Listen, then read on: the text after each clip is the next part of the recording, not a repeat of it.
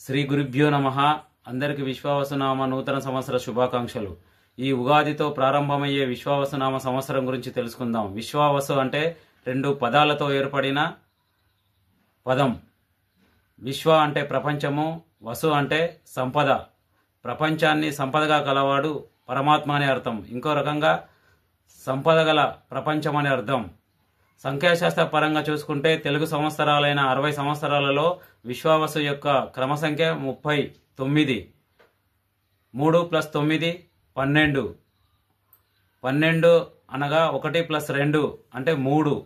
3 అనేది బృహస్పతి గురుగ్రహాన్ని సూచించే సంఖ్య. గురుగ్రహం అత్యంత శుభం కాబట్టి ఈ సంవత్సరం అందరికీ సిరి సంపదలు సకల సౌభాగ్యాలు కలగాలని కోరుకుంటూ మీ అందరికీ నూతన సంవత్సర శుభాకాంక్షలు.